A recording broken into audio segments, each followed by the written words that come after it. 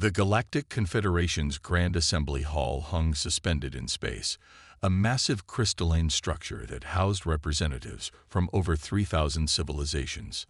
Ambassador Sarah Chen stood at its entrance, her ceremonial uniform pristine, her expression carefully neutral. After 15 years of representing humanity in this chamber, this would be her last visit. The guards, towering Arctians with their characteristic violet skin and multiple arms, regarded her with their usual mix of condescension and wariness. They had never quite understood humans, these short-lived creatures who had managed to spread across 50 star systems in just 3 centuries despite the Confederation's protective restrictions. Sarah entered the chamber as the session began. The familiar faces of the High Council loomed above. The ancient Zentheri with their crystalline bodies, the ethereal Mirakath who existed partially in another dimension, and the militant Arctians who served as the Confederation's military arm. All of them had voted against humanity's latest petition for technological advancement rights. The human representative is recognized, announced First Speaker Zilix, his crystalline form refracting light in complex patterns that indicated mild annoyance. Though we remind the Assembly that Earth's speaking privileges are currently restricted due to their recent infractions, Sarah lifted her chin. I come bearing a message from the United Earth government. She paused, letting the words hang in the air. As of today, humanity formally withdraws from the Galactic Confederation. The chamber erupted in a cacophony of voices, translator matrices struggling to keep up with the multiple alien languages being spoken simultaneously. First Speaker Zilix raised all 4 of his limbs for silence. Ambassador Chen, he said, his tone dripping with patronizing concern, surely you understand that withdrawal from the Confederation would mean the loss of all protection treaties, trade agreements, and technological sharing programs. Your outer colonies would collapse within months. Sarah smiled, and for the first time in 15 years, she allowed herself to show genuine amusement. We appreciate your concern, First Speaker, but humanity has survived far worse than the loss of your generous assistance. A Mirakath counselor floated forward, its partially visible form shimming with agitation. This is unprecedented. No species has ever withdrawn from the Confederation. The protocols for such an action don't even exist. Then we'll save you the trouble of creating them. Sarah replied. Our withdrawal is not a request. It is a notification. The Arctian war chief, Kextal, slammed his primary fist down. This is absurd. The humans cannot simply leave. They possess Confederation technology, knowledge of our systems, our protocols, all of which were legally granted to us under the Articles of Membership, Sarah interrupted. Articles which, I remind the Council, you wrote. Or did you forget to include a non-compete clause in your submission contracts? The chamber fell silent as the implications sank in. Sarah could almost see the calculations running through their alien minds. How much did humans really know? What technologies had they actually mastered? Had their apparent technological compliance been a ruse? Ambassador, First Speaker Zilix said slowly, perhaps we can discuss this privately. The Council has always been willing to reconsider humanity's position within the Confederation. Sarah shook her head. For 300 years, you've treated humanity like children. You've restricted our growth, limited our expansion, and dismissed our potential. You called it protection. We called it imprisonment. She straightened her uniform. We're done asking for permission to grow up. This is a mistake, Kextal growled. The humans will come crawling back when their colonies start to fail. Sarah turned to leave, then paused at the chamber's entrance. You know what your biggest mistake was. You thought we needed your technology to advance. But humans have always been good at one thing: adapting. While you were busy restricting our official research, we were learning. Everything you showed us, everything you thought was safely beyond our grasp, we studied. We improved. We made our own. The implications of her words hit the chamber like a physical force. The Arctian guards shifted uncomfortably, their hands tightening on their weapons. This is your final warning, Sarah said, her voice carrying to every corner of the chamber. Humanity is leaving. Do not try to stop us.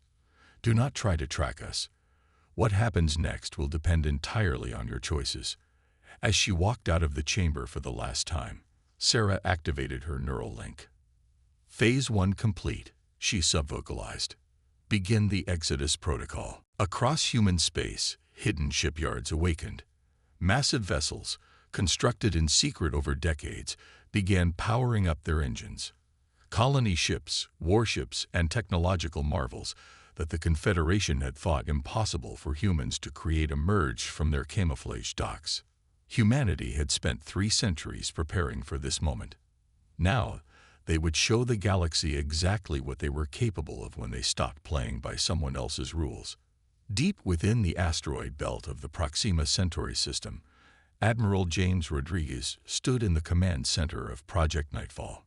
The massive chamber, carved from the heart of a metallic asteroid, hummed with activity as technicians and officers prepared for humanity's greatest gambit. Status report, he commanded, his eyes scanning the holographic displays that filled the air around him. Dr. Elena Volkov, Chief of Research and Development, stepped forward. Her dark eyes sparkled with barely contained excitement. The quantum drives are operating at 98% efficiency. The cloak fields are holding steady. We've managed to hide over 4,000 ships from Confederation sensors. Rodriguez nodded, remembering the decades of careful planning that had led to this moment.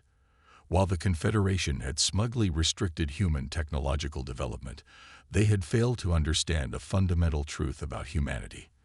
The more you tell humans they can't do something, the more determined they become to prove you wrong. Fleet status, he asked, turning to his tactical officer. All ships report ready, Admiral. The colony vessels are fully loaded with supplies and personnel. Defense fleet is in position. The Confederation still hasn't detected our activities. A small smile crossed Rodriguez's face. The Confederation's arrogance had been their greatest advantage. They had been so convinced of humanity's technological limitations that they never bothered to look deeper, never questioned why humans seemed content with their restrictions. Signal from Earth. Sir, his communications officer announced. Ambassador Chen has delivered the message. Operation Exodus is greenlit. Rodriguez straightened his uniform. Send the activation codes to all cells. It's time to show the galaxy what humanity has been hiding. Across human space, hidden facilities began to emerge. On Mars, massive underground factories revealed themselves, having produced advanced technology in secret for decades. The ice mines of Europa, supposedly simple water extraction facilities, opened to reveal shipyards containing vessels that shouldn't have been possible with humanity's permitted technology level. In her laboratory aboard the station, Dr. Volkov activated her pride and joy. The quantum mesh network, a technology the Confederation had deemed impossible for centuries, yet humans had not only made it work but improved upon it. The network would allow instantaneous communication across vast distances, coordinating humanity's exodus with perfect precision. Sir, her assistant called out, we're detecting Confederation patrol ships entering the outer system. Rodriguez studied the tactical display. Let them come. Maintain cloak fields. They're about to learn just how blind they've been. The Confederation vessels passed within kilometers of humanity's hidden fleet, their sensors detecting nothing unusual. Their reports would show another routine patrol of a supposedly primitive human system. Message from Luna Base, the comm officer announced. The first wave of civilian evacuations is complete. No casualties, no detection. Rodriguez allowed himself a moment of pride. For years, humanity had been preparing their populations for this moment, training them in evacuation procedures disguised as routine drills.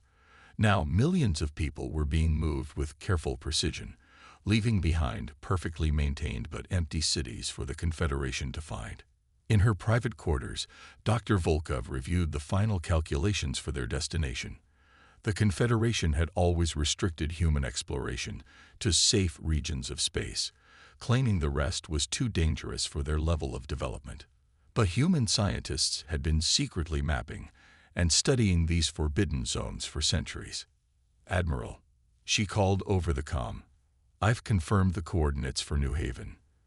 The stellar cluster is perfect, rich in resources, naturally defensible, and completely ignored by the Confederation due to its supposedly unstable nature." "Which we know is a lie," Rodriguez replied. "Just like everything else they told us about our limitations." An alert flashed across his display. Another signal from Earth. The second phase of evacuations was beginning. Across the planet, humans were systematically dismantling their civilization, leaving nothing of value for the Confederation to study or exploit. "Sir," his tactical officer reported, "we're picking up increased chatter from Confederation channels. They're starting to notice the reduced power signatures from Earth's cities." "Right on schedule," Rodriguez nodded. "They're noticing exactly what we want them to notice. By the time they realize what's really happening, we'll be ready."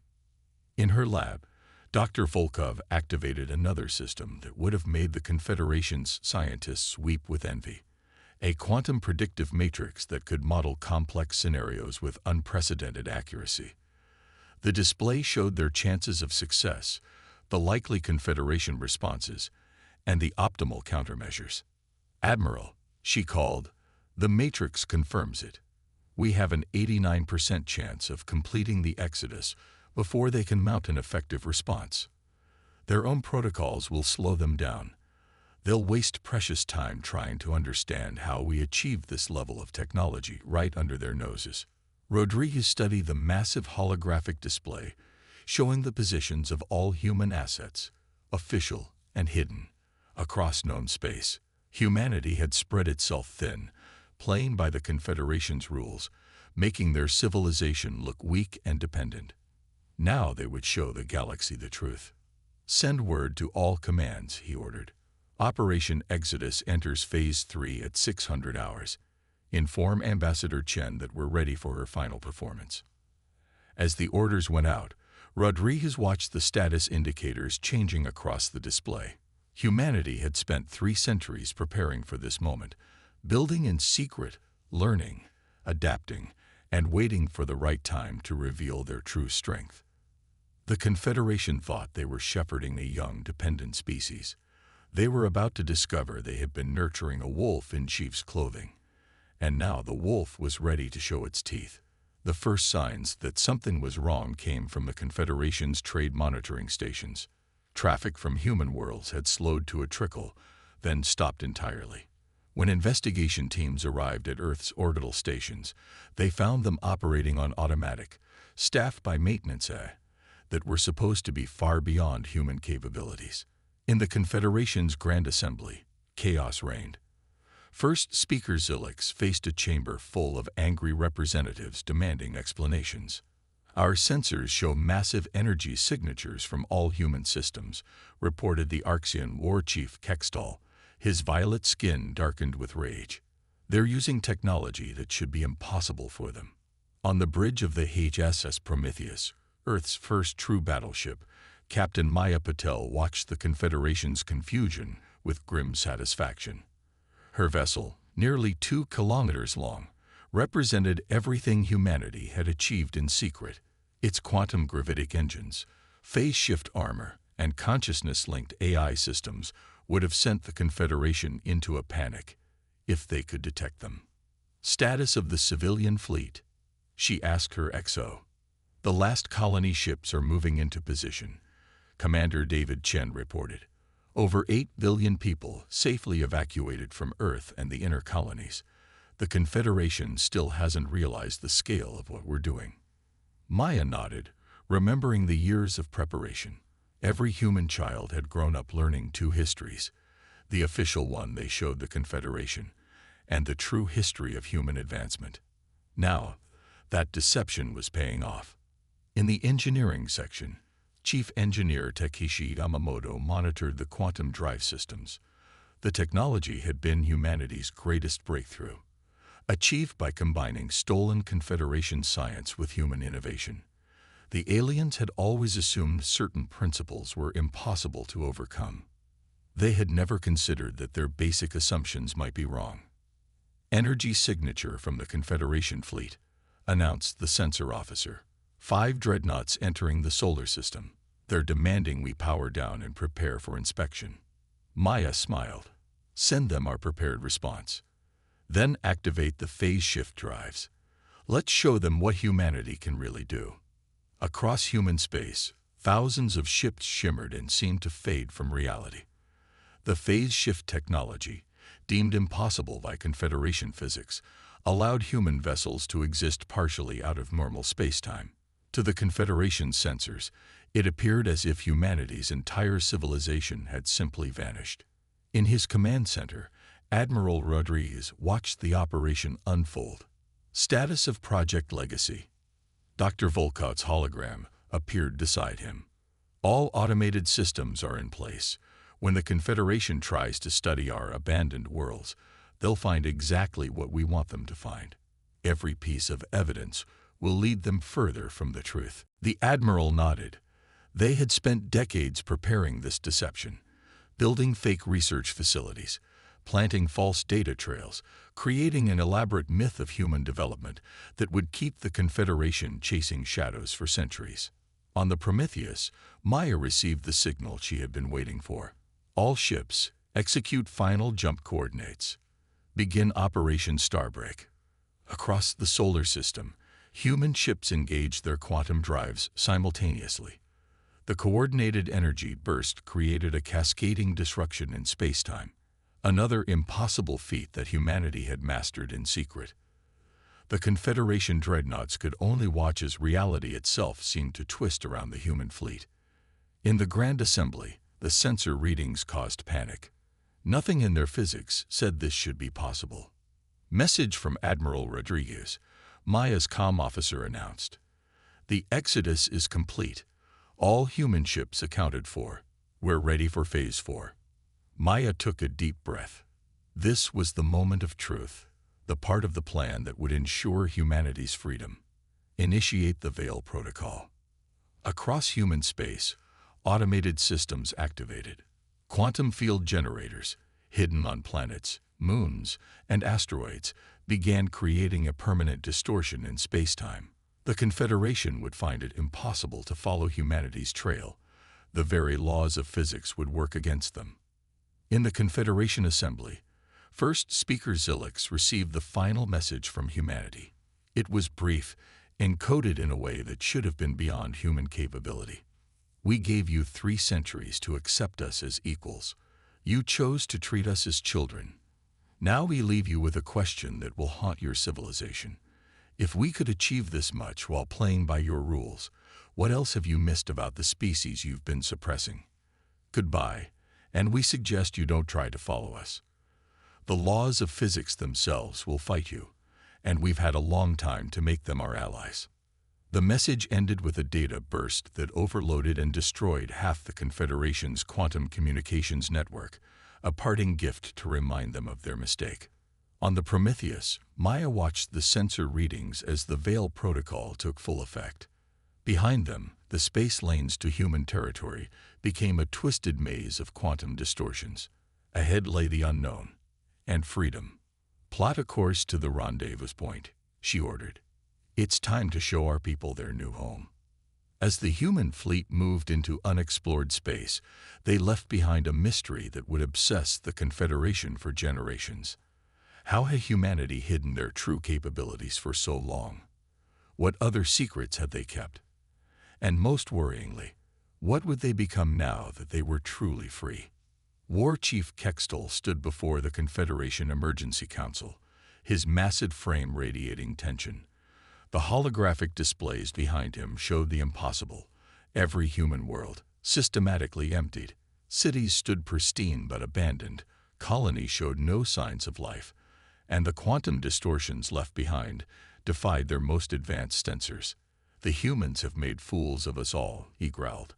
While we congratulated ourselves on keeping them contained, they were building an entire shadow civilization. I've assembled our fastest pursuit fleet. We must stop them before they establish themselves beyond our reach. In the darkness of unexplored space, aboard the HS Prometheus, Captain Maya Patel received the warning from their long-range quantum sensors.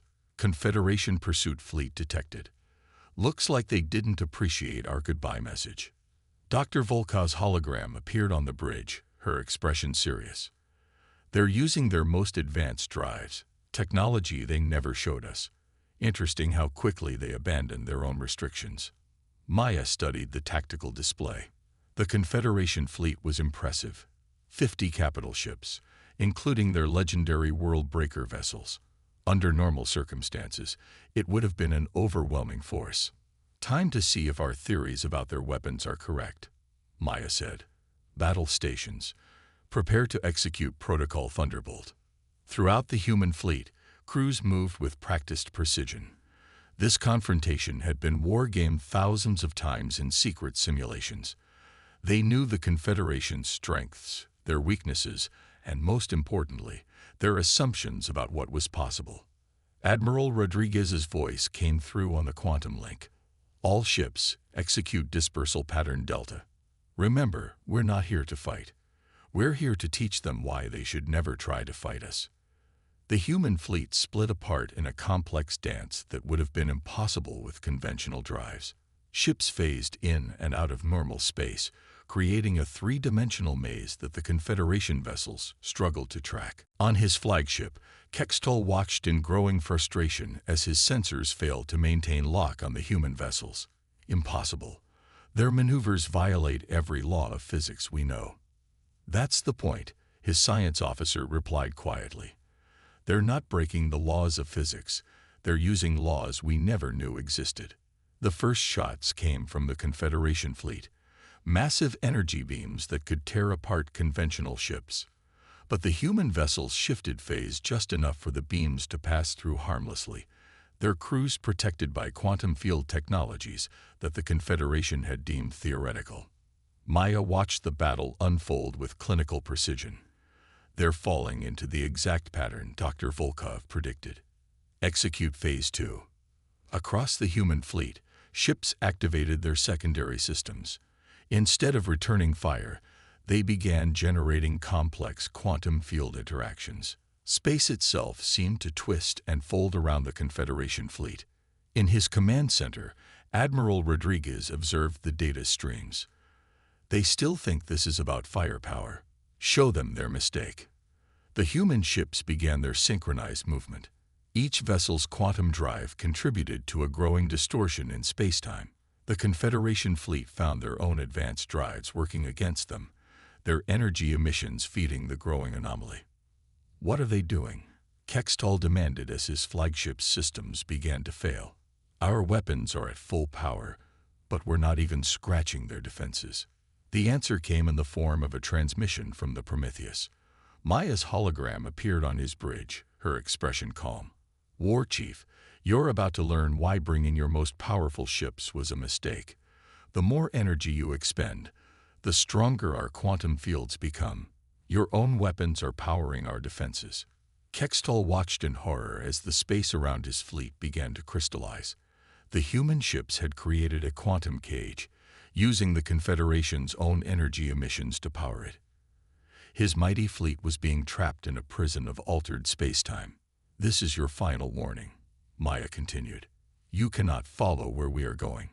Your understanding of physics is too limited, your technology too rigid. Turn back now, or we'll be forced to demonstrate even more of what you fail to see in us. On the Prometheus, Maya watched the quantum cage stabilize. Inside, the Confederation fleet hung helpless, their mighty engines useless against laws of physics they didn't understand. Message from Admiral Rodriguez, her comm officer reported. The civilian fleet has reached safe distance. We're clear to proceed with the final phase. Maya nodded. Send the release codes to the quantum cage. Let's give them something to think about on their long journey home. The cage began to dissolve, but as it did, it released its stored energy in a carefully controlled burst. The Confederation ships found themselves being pushed back along their approach vector, their drives overloaded and navigation systems scrambled. Set course for the rendezvous point, Maya ordered. Let them chase their own tails through the quantum wake. By the time they figure out what really happened here, will be long gone. As the human fleet disappeared into the unknown, they left behind a shaken and humbled Confederation force. Kextel stared at the space where the humans had been, understanding finally dawning. They could have destroyed us, his science officer said quietly. Instead, they chose to teach us a lesson. Kextel nodded slowly. Yes, the lesson being that we never really knew them at all. 50 years after humanity's exodus, the Galactic Confederation had changed beyond recognition. The grand chamber that had once housed their assembly was quieter now, its crystal walls reflecting the images of fewer representatives each cycle. The story of humanity's departure had spread through the galaxy like a shockwave, inspiring other species to question, to challenge, to dream. First speaker Zelix, one of the few who had witnessed humanity's final message, had watched his civilization's careful order crumble. The Confederation's authority, built on the assumption of technological superiority, had been irreparably damaged. How could they claim to be the guardians of galactic civilization when a primitive species had hidden such advancement from them for centuries? In her office aboard Nexus Station, the newly constructed capital of human space, Ambassador Sarah Chen, now Supreme Coordinator of External Relations, reviewed the latest reports from their observation posts near Confederation space. The quantum communications network they had built allowed them to monitor their former overseers from safe distances. Another group of refugees arrived today, her aide reported. The Tellarites. They're the 5th species to seek asylum with us this year. Sarah nodded, unsurprised. The exodus had started slowly. First a few brave scientists, then entire research teams, and finally whole species who had lived under Confederation restrictions. They came seeking what humanity had found: freedom to grow, to innovate, to determine their own path among the stars. In the quantum physics lab of New Haven's Central Research Facility, Dr. Elena Volkov, now well into her 80s but still sharp as ever thanks to human medical advancements, worked alongside alien scientists. The integration of different perspectives had led to breakthroughs that would have been impossible under the Confederation's rigid structure.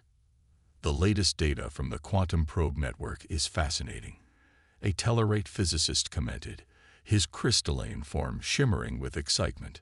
The Confederation never let us explore these theoretical paths. They said it was too dangerous. Elena smiled, remembering similar restrictions from decades ago. That was their greatest mistake. They tried to control discovery itself, never understanding that knowledge can't be contained. It can only be shared and grown.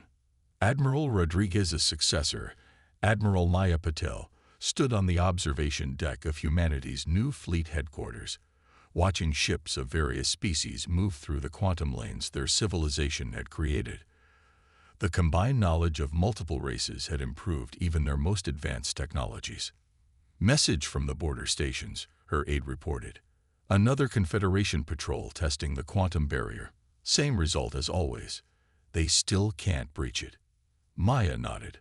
The barrier had become more than just a defense. It was a symbol. On one side, the old order of control and restriction. On the other, a growing alliance of species working together, sharing knowledge, advancing at their own pace. In the Confederation Assembly, a young representative from a newly admitted species dared to ask the forbidden question. Why do we still maintain these restrictions? Look at what the humans achieved in secret. Imagine what we could all achieve together. The question sparked another exodus. More species began to question, to probe the boundaries of what they had been told was impossible. The Confederation's grip on galactic civilization began to loosen, not through war or violence, but through the simple power of example. Back in human space, Sarah Chen attended the inauguration of the Galactic Scientific Coalition, a new organization founded on principles of shared knowledge and mutual advancement. Representatives from 30 former Confederation species stood alongside humans, each bringing their own unique perspectives and discoveries. We did more than just leave, she told the assembled delegates. We showed the galaxy another way. Not control, but cooperation. Not restriction, but growth. We prove that the greatest achievements come not from holding others back, but from lifting each other up. The Quantum Probe Network detected increasing instability within Confederation space. More species were choosing to leave, seeking the freedom and opportunity that humanity had pioneered. The old order was crumbling, not with a bang, but with a quiet revelation. There was a better way. Dr. Volkov, in what would be her final public address, summarized the transformation. The Confederation thought they were containing a threat when they restricted humanity. Instead, they were creating exactly what the galaxy needed, a species that would prove their entire system wrong.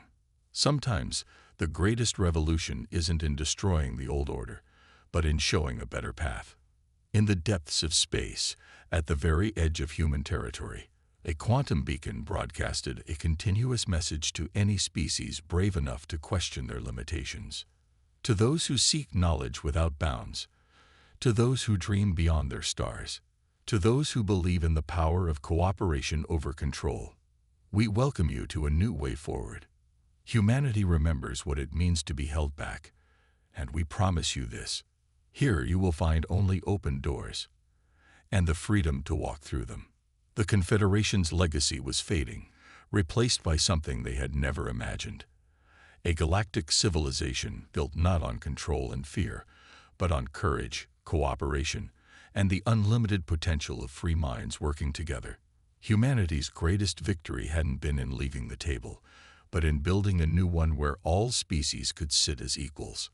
And in the endless expanse of space, countless new stories began, as species after species discovered what humanity had known all along, that the only true limits are the ones we accept, and the greatest journeys begin with the courage to question them.